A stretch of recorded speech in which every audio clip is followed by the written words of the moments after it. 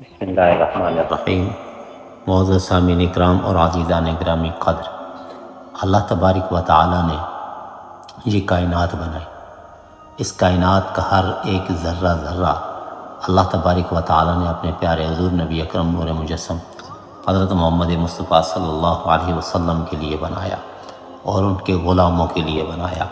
اللہ تبارک و تعالی نے اپنے پیارے حضور کے غلاموں کی بخشش کے بہت سے ذرائع دیے ہیں، اور ان سب ذرائع میں سے ایک جو ذریعہ ہے وہ اللہ تبارک و تعالی نے نماز کو بنایا ہے۔ حضرت ابو ہریرہ رضی اللہ تعالیٰ عنہ فرماتے ہیں کہ حضور نبی اکرم صلی اللہ علیہ وسلم کو میں نے فرماتے ہوئے سنا کہ اگر تم میں سے کسی شخص کے دروازے کے سامنے نہر ہو اور وہ اس نہر میں ایک دن میں 5 مرتبہ نہائے تو تمہارا کیا خیال ہے کہ کیا کوئی اس کے جسم کے اوپر میل کچیل باقی رہ جائے گی؟ تو صحابہ نے عرض کیا یا رسول اللہ صلی اللہ علیہ وسلم کہ میل کا تو سوال ہی باقی نہیں رہتا۔ پھر حضور نبی اکرم صلی اللہ علیہ وسلم نے فرمایا کہ یاد رکھو، جو شخص دن میں 5 مرتبہ نماز پڑھتا ہے تو اس کی یہی مثال ہے کہ اللہ تبارک و تعالیٰ اس کے ذریعے سے، یعنی نماز کے ذریعے سے، اس کے تمام گناہوں کو مٹا دیتا ہے۔ تو یہ فقط حضور صلی اللہ علیہ وسلم کی امت کے لیے آسانی ہے کہ اللہ تبارک و تعالی کیا کر رہا ہے کہ رحمت حق بہا نمی جوید، کہ وہ کسی نہ کسی طریقے سے وہ چاہتے ہیں کہ میرے پیارے حضور صلی اللہ علیہ وسلم کی امت جنت کو حاصل کر سکے۔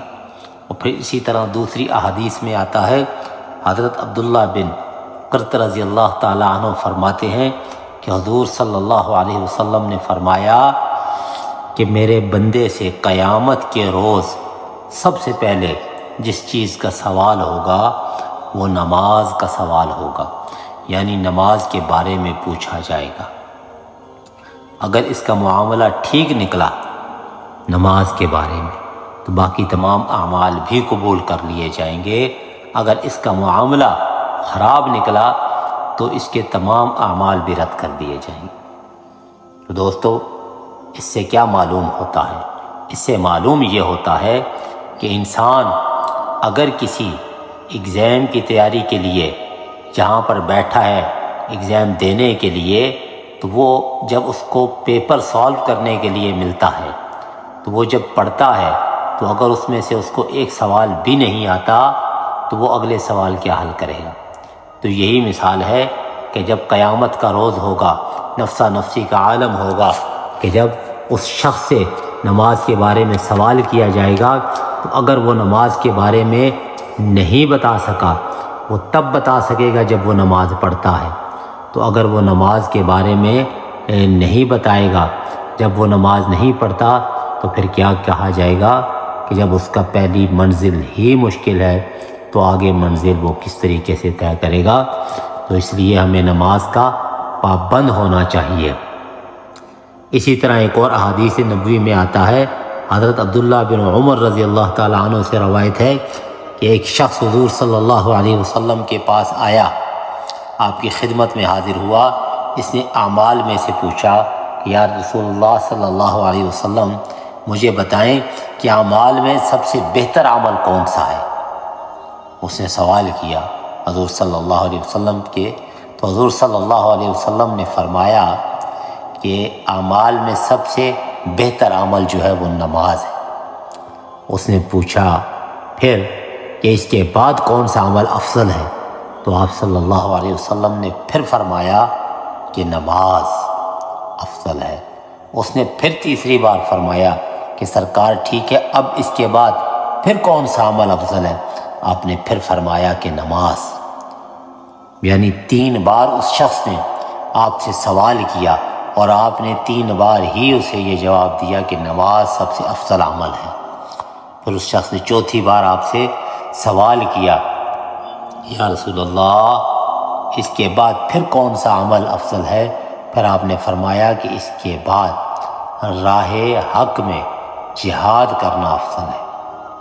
یعنی چوتھی بار آپ صلی اللہ علیہ وسلم نے جہاد کے بارے میں ارشاد فرمایا۔ اس سے یہ بات واضح ہو جاتی ہے کہ نماز کو اسلامی تعلیمات میں کس قدر اہمیت حاصل ہے۔ تو اس لیے کہ آج کل ہم لوگ نماز پڑھتے ہیں، ہماری رات، ہمارا دن، ہماری شامیں کیا ہوتی ہیں؟ نیٹ پر گزرتی ہیں۔ ہم اپنا وقت فضولیات زندگی میں صرف کر دیتے ہیں۔ ہم صرف چند منٹ جو اللہ تبارک و تعالیٰ کے حضور سجدہ کرنے کے لیے اللہ نے ہمیں ایک جان دی ہے، صحت دی ہے، ہم اس کو نہیں صرف کر سکتے تو ہمارا اعمال کیا ہوگا، ہمارا انجام کیا ہوگا؟ اسی لیے کہتے ہیں کہ ہم یا تو سودے میں زندگی گزار کے ضائع کر دیتے ہیں، یا ہم فضولیات کام میں نیٹ کے پیچھے ڈراموں کے اوپر، مختلف قسم کی لغویات کے اوپر اپنا ٹائم ویسٹ کرتے ہیں۔ اس سے بہتر ہے کہ ہم حضور نبی اکرم صلی اللہ علیہ وسلم کے بتائے ہوئے احکامات پر عمل کر کے اپنی زندگی کو سنواریں۔